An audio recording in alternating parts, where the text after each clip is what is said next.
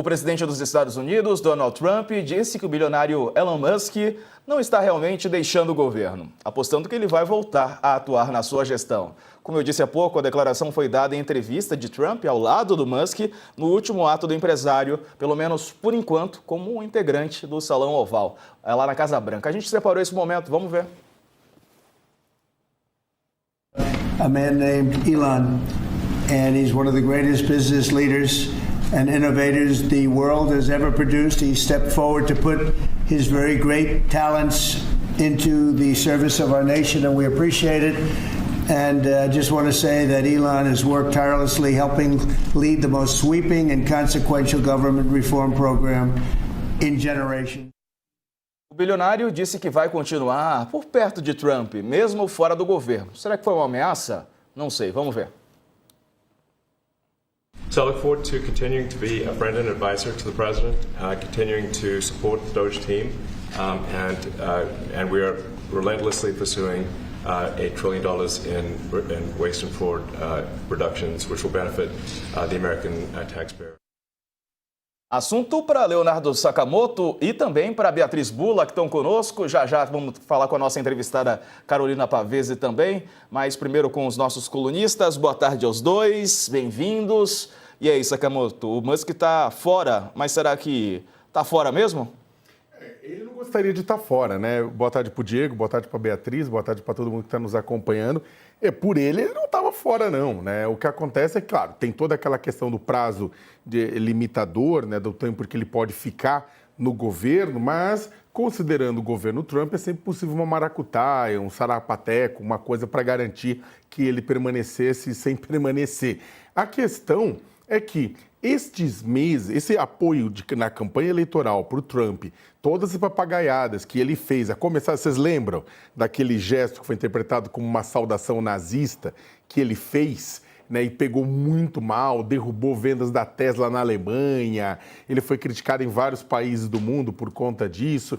E, depois disso, toda a atuação dele no DOGE, né, o departamento, né, em tese de eficiência governamental, mas que demitiu mais de 200 mil servidores públicos norte-americanos em nome da eficiência pública. E nenhum problema aqui de você fazer cortes, né, e realocações onde é necessário. A questão é que, no caso dele, deixou descoberto áreas da saúde, que nos Estados Unidos já é complicada, a área de educação também, basicamente foi cortada, a questão do apoio internacional humanitário em direitos humanos dos Estados Unidos e o USA também foi para o saco, né? Uma série de outros setores também foi para o beleléu, até a atuação junto com veteranos, né? Junto com veteranos, o pessoal que serviu nas Forças Armadas também, ele foi cortando serviços que ajudaria esse pessoal. O pessoal ficou bravo, né? Não se sabe ainda o tamanho do alcance disso para a qualidade de vida do trabalhador e trabalhadora norte-americana, mas isso, na verdade, também gerou muito descontentamento, muito desconforto. Na reta final, revelou-se que ele teve acesso a uma quantidade muito grande de dados, dados digitais do governo norte-americano. Ele estaria utilizando a inteligência artificial da xAI, que pertence a ele, também para processar esses dados, né? No fundo, isso aí pode virar lucro para ele no futuro, inclusive. Afinal de contas, a inteligência artificial depende de grande quantidade de dados para poder atuar corretamente, né? Então, o que acontece? Isso fora que, durante esse período que ele estava fora e todas as polêmicas que ele ia comprando no governo, o que aconteceu? A Tesla ficou desguarnecida, a Tesla perdeu valor de mercado, como outras também empresas da área da tecnologia, do novo mercado norte-americano, perderam muito durante o governo Trump. Ele perdeu dinheiro durante o governo Trump, pode-se dizer assim, tanto que é o seguinte, os boicotes da Tesla estavam tão frequentes que o próprio Trump transformou os jardins da Casa Branca num showroom, né, botando os carros da Tesla, dizendo que ia comprar um, tipo vergonha alheia, né? Quem é um grande vendedor, a maior empresa de carros do mundo, não precisa disso. E precisou, né, exatamente para tentar coibir, bloquear essas ações contra ele, em boicote a ele, né? E no final mesmo, ele mesmo estava desgostoso de algumas ações norte-americanas do próprio governo, como as tarifas, lembrando que ele é best friend forever de Xi Jinping, ele tem fábrica na China, tem uma excelente relação com o Partido Comunista Chinês, né? Ele depende de uma boa relação de taxas baixas de comércio com a Europa para poder exportar carro para lá. Ele ficou uma arara com essa questão das tarifas, bateu de frente, brigou, reclamou. Ou seja, ele está saindo do governo para voltar para a Tesla. Os acionistas falaram, volta, né? Volta que o negócio tá dando ruim aqui. Mas também ele está saindo desgostoso com o governo Trump. O Trump falou, as portas estão abertas. Bem, o futuro a Deus pertence, ninguém sabe o que pode acontecer, mas neste momento, aquele tech bro, né? Aquela amizade linda, maravilhosa, tecnológica entre os dois, sai um pouco mexida assim, Diego. É, aquele tech bromance. Tech bromance, né? Sai um pouco mexido. Entre os dois. Beatriz, boa tarde para você. O Musk não gostou porque ele teve prejuízo também, né? Com ações do governo Trump. Boa tarde. Boa tarde, Diego. Boa tarde, Sakamoto. Muito bom estar aqui hoje com vocês. Gostando ou não gostando, o fato é que ele tem uma saída muito mais tranquila do ponto de vista financeiro aí do que muita gente que já foi expurgada pelo Trump dos governos dele no primeiro e segundo mandato, né? Vai voltar aí para as suas empresas, apesar de estar enfrentando alguns reveses aí financeiros, especialmente na Tesla, o Sakamoto mencionou aí. Então tem um trabalho ali a ser feito, mas vai voltar como o dirigente dessas empresas e para tentar fazer com que elas melhorem aí do ponto de vista econômico. Eu acho interessante também que o Sakamoto falou, ele está saindo, mas ele não queria sair, né? Há um esforço dele, até do governo Trump, de falar que isso está inserido dentro desse período máximo que ele poderia ficar aí à frente do DOGE, né, que é esse departamento, e que isso faz parte de algo já programado, mas, como o Sakamoto disse, não, né? No governo Trump, tudo pode acontecer, depende da cabeça do Trump. Então ele não está ficando, porque há uma decisão ali por parte do Trump de o Musk não ficar mais. E eu acho curioso também que nas últimas semanas, assim, começaram a surgir algumas críticas do Musk a uma política do governo Trump, que é essa lei aí que ele deve mandar para o Congresso com alguns cortes de impostos aí para empresas, e isso vai aumentar o déficit público nos Estados Unidos. E aí o Musk começou a se colocar como uma voz contrária a isso por conta do aumento do déficit, o que na minha visão também parece algo um pouco ensaiado para que a saída dele tivesse esse viés, né? Já ele criticou o Trump, ele está em desacordo com o aumento do déficit, então e já ia dar o período dele mesmo, então ele vai sair. Mas o fato é que a posição dele ali no governo, ela sempre foi considerada errática ali por quem está mesmo dentro do governo do Trump, e há pouco a expectativa de que mude substancialmente esse trabalho dos cortes nas agências federais com a saída do Musk, ou seja, ele foi uma peça ali importante nesse começo de governo, mas não estava sendo mais, e como acontece no governo Trump, já aconteceu no outro mandato dele, em não sendo mais útil, não precisa mais estar ali. Mas é uma mudança importante, assim, porque a gente viu até no início do governo aquela imagem do Musk com o filho dele ali na Casa Branca, no Salão Oval, e ele parecia um homem super poderoso ao lado do Trump. E agora, no fim, ele está deixando o governo, claro que vai continuar tendo muita influência, ele e os outros dirigentes das Big Tech ali no governo Trump, a quem o Trump deve bastante, inclusive, né, por poder disseminar o seu discurso radical de extrema-direita e muitas vezes de desinformação e ataques ao próprio sistema democrático americano, sem grandes barreiras aí por parte das Big Tech. Então, é claro que esses integrantes vão continuar tendo uma influência grande junto ao Trump. Vamos chamar agora a professora Carolina Pavese, professora de Relações Internacionais do Instituto Mauá de Tecnologia. Professora, bem-vinda, boa tarde. Qual balanço a senhora faz desse período de Musk no governo Trump?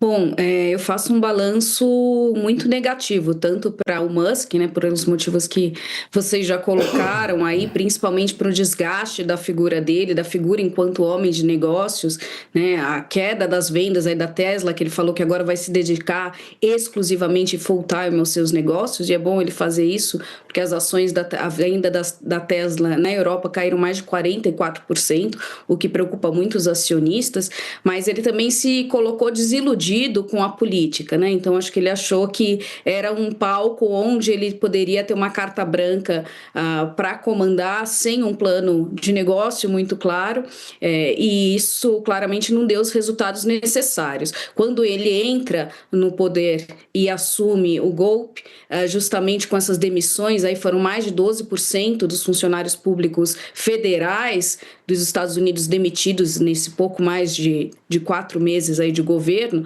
né? Depois vários desses conseguiram na justiça reverter essa demissão e voltaram, mas hoje a gente está falando de cerca de 260 mil funcionários dispensados, e isso também teve um impacto na popularidade do Trump, porque muitos desses eram funcionários de serviços essenciais, e isso foi percebido pela população como uma demissão não muito justificada. Além disso, a promessa era que com essas demissões ele chegaria a uma economia para o Estado de 2 trilhões de dólares. Também ninguém sabe de onde ele tirou esse número, mas ele mesmo admitiu que pelas informações e os recibos, as evidências que ele conseguiu comprovar do saldo dessas demissões em massa, que falta ainda 1,8 bilhões para ele atingir essa meta de 2 bilhões, ou seja, ele ficou muito abaixo, menos de 10% dessa meta de economia que ele prometia. Então ele não conseguiu segurar as contas do governo,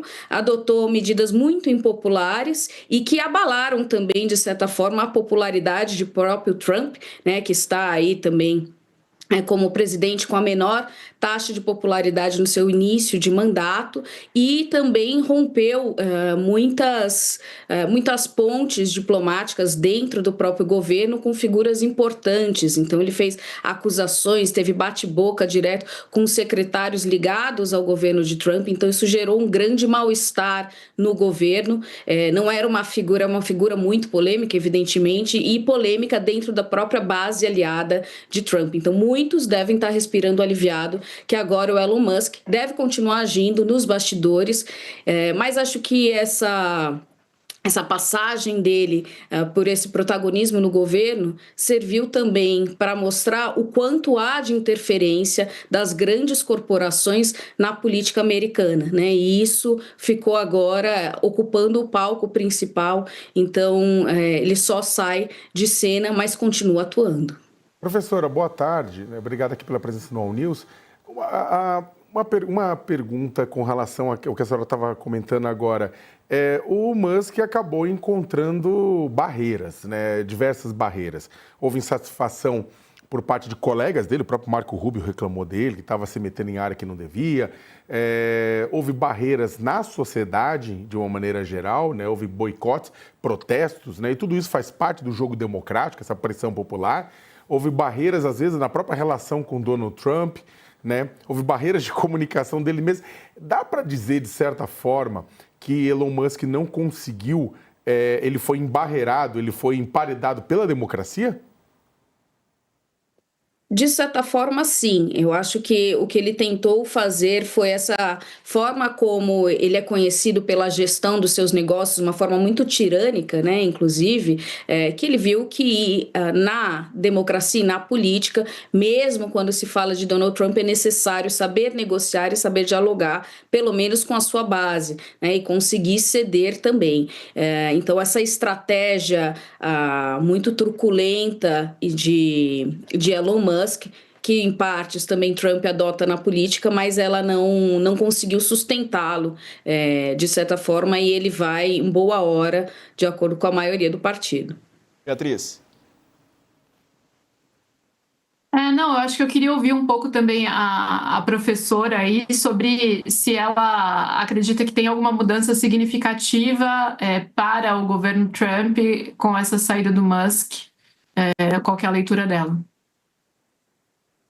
Bom, tem o Musk certamente tem ocupado o papel de figura mais icônica desse governo até o momento, inclusive com interferências na agenda de política externa, né? Então a gente vê essa saída vai abrir mais espaço, inclusive, para o Donald Trump poder ocupar de volta esse protagonismo. Você mesmo mencionou, né, algumas cenas em qual fica muito claro o poder que o Musk exercia ou como ele incorporava essa persona, né, e essa liderança e rompia com hierarquias, e agora se restaura uma hierarquia. As outras figuras que compõem o governo de Trump são polêmicas também, algumas mais, o próprio vice-presidente Vance, mas são políticos, né, e isso retoma então a um status normal da política americana, o que também vai fazer com que o Donald Trump precise costurar o seu governo de outra forma. Dá para colocar a imagem hoje do Musk no Salão Oval? Não sei se vocês repararam, nem se dá para perceber pela imagem, mas o Elon Musk, Sakamoto, ele estava com o olho roxo. E aí ele explicou por que ele estava com o olho roxo. Segundo ele pediu para o filho dele de 5 anos dar um soco no rosto dele. Deve ser aquelas questões de masculinidade, né? Que o Musk gosta bastante. Testosterona e tudo mais. E não só ele, né? Os donos de Big Techs. Aquela masculinidade tóxica, né? O que dizer sobre isso, Sakamoto? Olha, eu não faço ideia, viu? Eu estou até procurando aqui. Isso me lembra aquele momento que foi o Roberto Jefferson que apareceu com o olho roxo na CPI do Mensalão lá atrás, né? E falou que ele caiu ao procurar um CD, né? E aí claro que a gente não sabe, na verdade, se esse exatamente veio disso ou não, né? Eu espero que... Eu não sei, não dá nem para falar que espero que tenha sido realmente isso, porque é péssimo. De qualquer jeito é péssimo. Qualquer solução, qualquer alternativa é péssimo, né? Um pai ensinar violência para o filho nesse nível é de um nível de insegurança na sua própria existência muito grande, é triste. E se ele levou um soco de 1 milhão de pessoas que gostariam e já xingaram ele, já atacaram ele, também é péssimo, porque você não resolve as coisas com violência, né? Mas que a justificativa que ele está dando é ruim, Como eu falei, lembra muito o Roberto Jefferson na CPI, que ninguém acreditou, né? Pois é.